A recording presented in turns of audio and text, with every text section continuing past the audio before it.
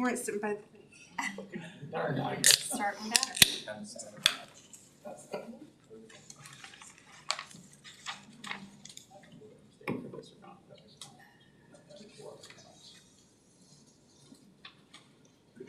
Okay, excellent, thank you. All right, everyone, welcome to the Wednesday, January 7th meeting of the City Council Business and Community Affairs Committee. This meeting is actually rescheduled from New Year's Day last week, so that's why we're having it on a Wednesday this week. But we have one item on our agenda today, being a discussion for determining direction for future development code regulations, Chapter 30 and 36, previously minimum lot size discussion. I believe that Ms. Jane Hudson has a short presentation for us. I do, thank you. So you summed it up pretty well with the agenda item title there. But just for those watching, the staff, we presented the findings regarding the minimum lot size back in December. We've had multiple discussions about this, you know, and we also have that grant coming in, so that's always been something that we've been concerned with, making a lot of changes before we do that. But between the December 5th and today, we went back and we looked at some of our PUDs that have come through. And so I just wanted to have some of those guidelines that we could kind of outline today as well. And just give us a basis of where we might go. But the PUDs that we've seen, and I mean, it's probably been the last 20 years, so we went back pretty far. But we went back far because I wanted everybody to understand that this has been going on for a long time. But just on average, the front yard setbacks have been 0 up to 20, 14 and 15 being the most common, and then of course the additional required setbacks for the garages currently, and I put in parentheses here that what our current setbacks are. Front yard's 25, but through these PUDs that have come forward, they've varied. The side yard setbacks, those have typically stayed at 5 feet. Some of them have had a 0 lot line when they've done the design and they know they're gonna skip a lot, and they've continued on with that 0 lot line. But for the most part, we've had 5-foot setbacks. The most common rear yard setback within these PUDs, it is 10 feet. Some of them even have an allowance to go back to the back property line with uncovered paved areas. And then our standard currently is the 20 feet. The overall coverage that we've seen through the PUDs has gone up to about 75%. There may be some that are at 80, but for the most part, I think 75 is what we've seen. Currently, we have 65 as our requirement. We talked about this as well a couple times, the opportunities for creative development.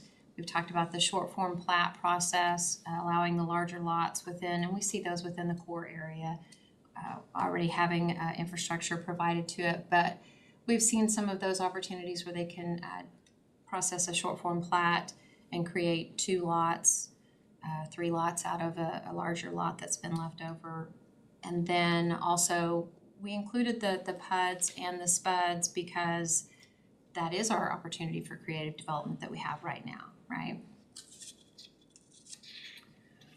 We have some initial legal considerations, and this really goes back to what we had been talking about when we were talking about 0 setbacks or 0 side yards and the coverage requirements. And I'm going to let Beth Muckala with legal go over this slide for you because if you have questions, I want that to go. Yeah, so I was asked to just kind of spotlight the discrete legal issues that appeared to me. And this was following the December presentation where the minimum lot size discussion kind of evolved, and it became clear we're not just talking about the area of the lot, we're talking about other development standards like setbacks.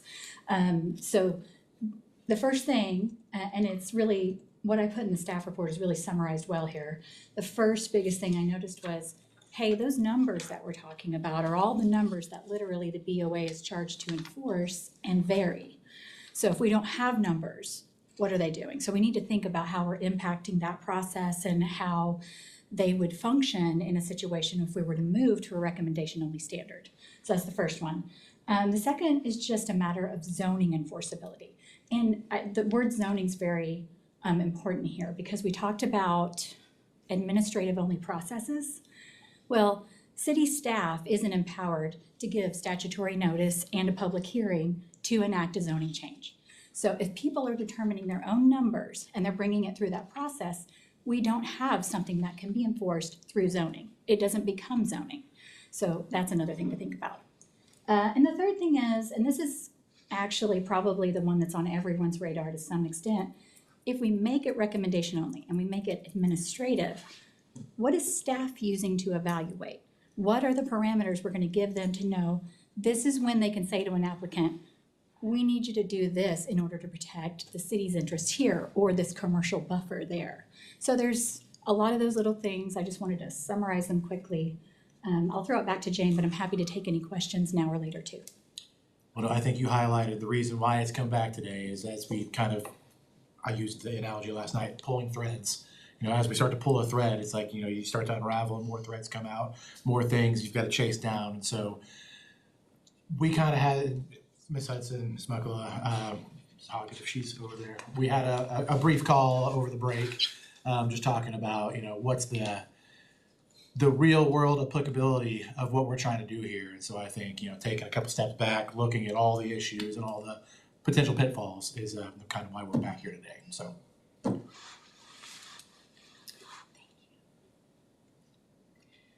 So moving forward and identifying the priorities that as we establish the scope, establish the contract with Clarion for the updates that they're going to be looking at, the priorities that we will reinforce to them is what we've been talking about, the lot size, setbacks, street frontage, coverage, and I think it'll be really good to have that platform. While there's no numbers here, it really reinforces to them and what they can reinforce to the community as we move forward, that this is something that matters to council. And as it's, we say here that, you will be briefed throughout this process as they work on the rewrite, but we will continue to go back to these priorities that we've established here. So, Yeah, just to let everybody know, that's kind of what we landed on in that discussion, is that instead of trying to create the rules, all the legalese, flush it all out ourselves, why not instead we identify what the priorities are for us as a council, give those to the consultant and let them go put the puzzle together.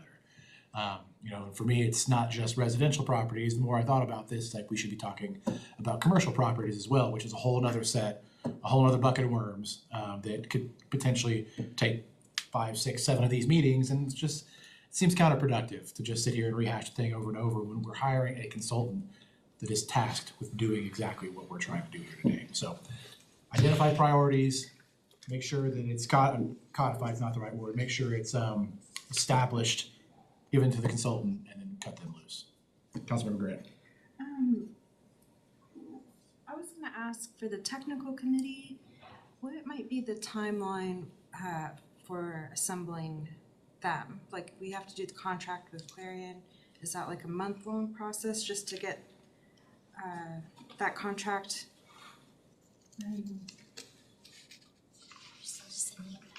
so we're still working on the scope Okay. between, go ahead.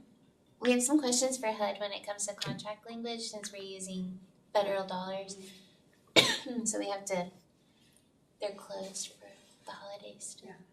So it could be maybe a couple months before the contract is finalized and we're voting on it, and then the technical committee would have, people would have to be identified, then we have to vote to, accept those names, or how does the technical committee work? So the technical committee, my view would be, we reach out to people in the community. We are going through this process. We would like to invite you to be part of the technical committee. Honestly, we hadn't gotten very far on that right now, only because I really wanted to go back and talk to Public Works they've had a technical advisory committee when they did the EDC updates. And so I wanted to see how they managed theirs.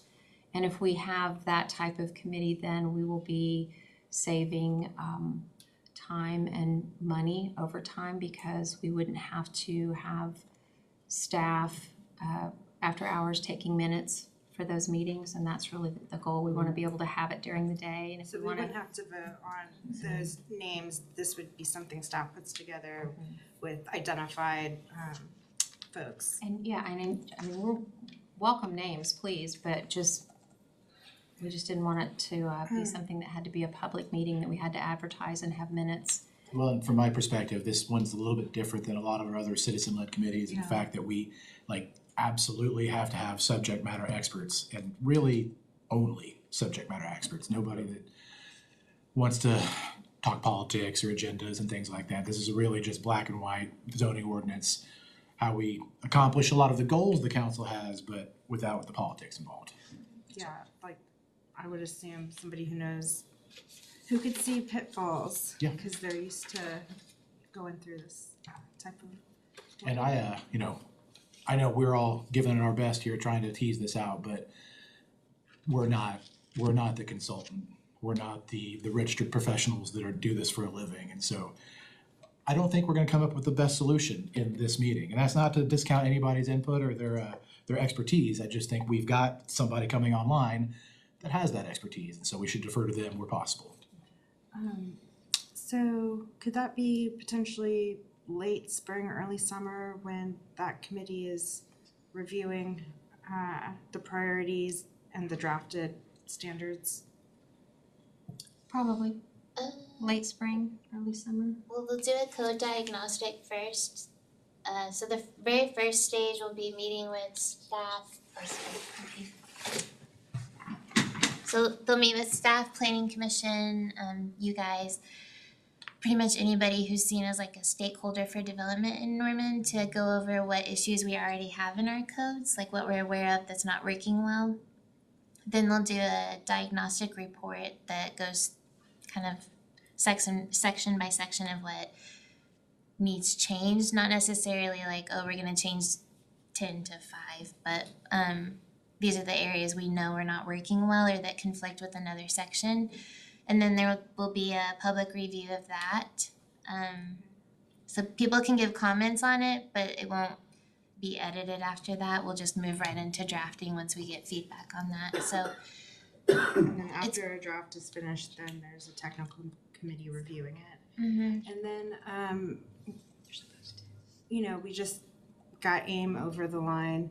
So they'll be looking at what we want to accomplish through that AIM process and, updating our code to make it reflect that. yes. Okay. So we're hoping to have someone on the technical group who can represent at least like the housing subcommittee, because they talked about a lot of zoning and subdivision items, so we're gonna try to have some overlap to keep the continuity, but Are they still doing the stopgap? yes, so there are stopgap measures that they will be, if we can find some things that would be good to go ahead and implement just to kind of smooth things out in the interim. To keep things moving forward. I don't know if Beth had something to add. Yeah, I just wanted to point out that the minimum lot size stuff can be a part of that discussion of whether it is a possibility for a stopgap of any kind. Alright, and then after the technical committee, is there a public review after that? So there's public review on each step of it, so instead of doing like I guess they said they usually do a draft of like uses and development standards and then extra stuff like landscaping and parking, stuff like that, and then administrative procedures with a public review in between. But given all the feedback we've had and just kind of how Norman residents do feedback, we're gonna do the full draft and then go into a long public input period. So people have something to really read and put it all together before giving us their comments. Okay, and then after the public comments, there's another revisionary process. And then we're looking at adopting that at the So end of that process, or? It's currently scheduled for 24 months, so whenever we can get this, I'm hoping the contract is to you guys, I'm gonna say early March. That might be too optimistic, but It could happen. That's what we're hoping for. Yeah, okay, so 24-month process overall. Okay, I appreciate the timeline. Councilmember Bruce.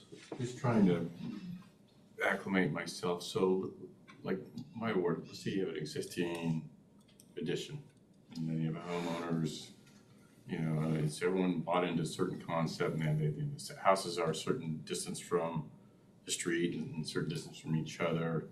Let's say those neighborhoods grow older and some of those houses get knocked down. So does that mean within, if it's not addressed in HOA rules and all that stuff, which I don't think any of that stuff is, then I could go in there and set 2 units on an existing lot. Well, not necessarily. I mean, it would depend on what the zoning would be established for that neighborhood. It's R1, let's say. Well, in R1 right now, you couldn't do 2 units on one lot. You could do an ADU. But if someone came in and demolished the single-family home that was there, and depending on the zoning that gets adopted, if it states in there that you could now have 2 structures on one lot, then yes, that States in there where? in the new code, Okay. new code. But that would be amending the R1 definition to say you could put 2, Right. yeah. So it would no longer be single-family housing, it would be, Multi-family. yeah, so Duplex. you change the character of the zoning overall, which I don't think is necessarily the intent of this. I agree, ADUs are different than a second structure because we have a very fine limitation on what those can be. Sorry, didn't mean to interrupt your train of thought there. I'm just thinking forward, you know, I can see there are certain lots that are very nice to have, and you might even stack that up with units.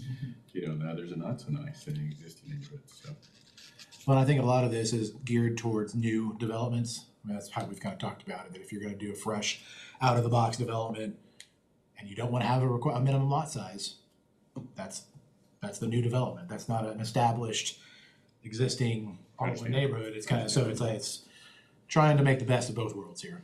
Yeah, but, you know, I mean, it's just, you're opening up risk to existing frameworks that were solidified with certain neighborhoods, and I don't know how many HO neighborhoods that are in Ward 3 that are formally governed with a homeowner association, stuff like that, so they have a certain concept. If this will apply to the future to those where, hey, look, I'm gonna buy that lot, I'm gonna tear down that unit, I'm gonna put up a multifamily house, or, you know, I'm gonna go from R1 to R, whatever it is, Or 2. R2, and, or I'm gonna set the house right up against the sidewalk, or I'm gonna set it to the far right, or the far left, or the far back. When those neighborhoods were originally laid out, you know, there's a certain symmetric, you gotta do this. Does that make sense? Makes perfect sense, and that is the possibility in some of those neighborhoods. I mean, that's exactly what we just brought forward with AIM, you know, within the core area where the Well, I can existing. understand that there, but, you know, Right, but there are some other neighborhoods that we looked at as far as increasing the density. But remember, you know, AIM is a 25-year plan. Yeah, and to that point, you know, in that scenario, they would still have to come back to council for a rezoning or a special use or something. You couldn't, I don't think you could take an R1 lot without rezoning it and put 2 structures on it, even if we made all these changes. So you're still looking at some checks and balances where you'd have to come apply, you'd have to ask for permission to be able to do that. So it's not gonna be a by right on every lot. At least that's how I interpret it. And then always remember, as Laura pointed out, this hopefully will be incremental changes. Yes, yes. So.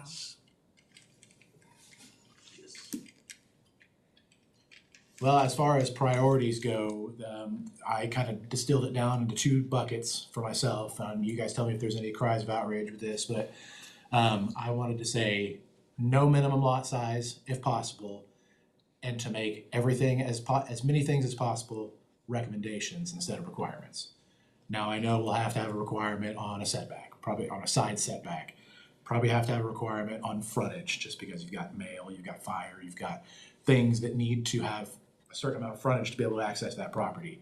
Aside from those 2, I want to give the consultants the flexibility to tell us these can be recommendations, these can be requirements, but they know what the goal is for us. Okay. Did I explain that accurately? Okay. And you want it for commercial I would love for it for commercial as as well well. as residential?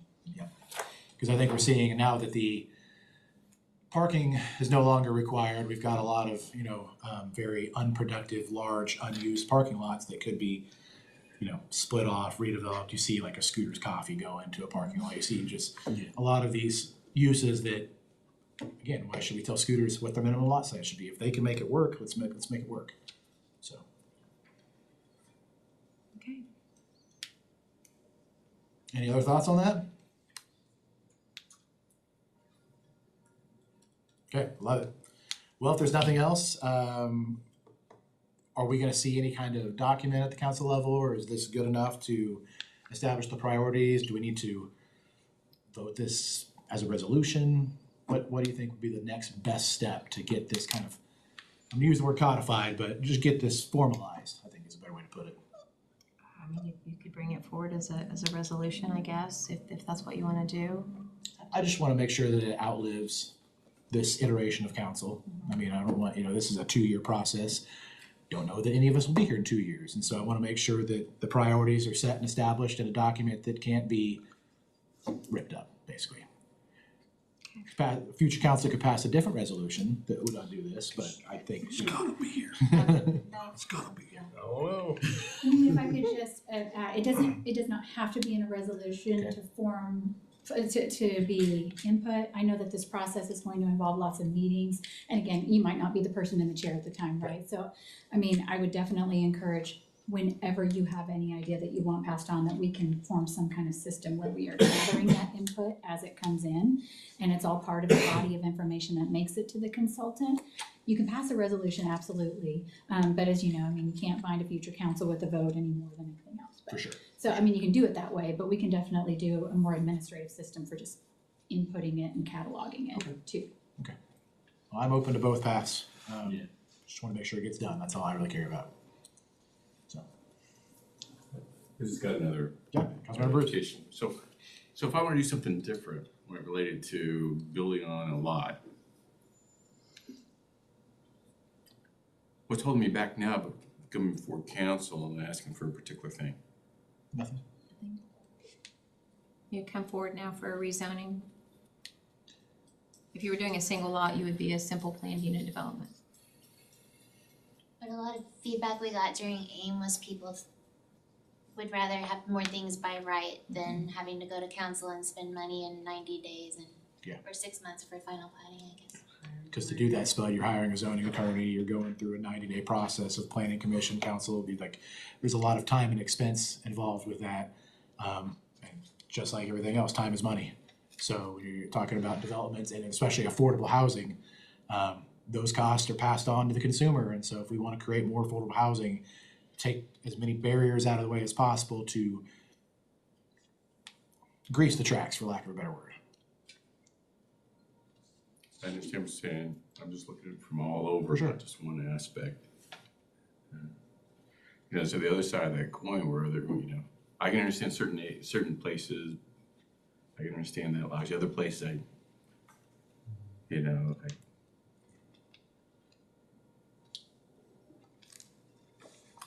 would see just the reverse. I would see people say, I don't want that. I'm gonna fight that tooth and nail and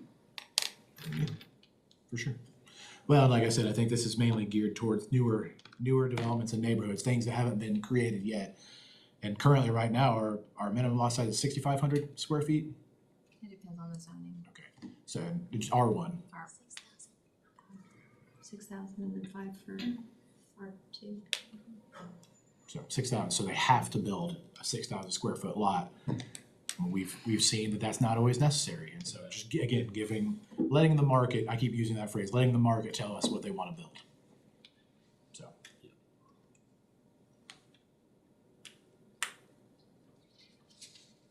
Okay. So Anybody else? we'll have administrative, we won't do a resolution. I think so.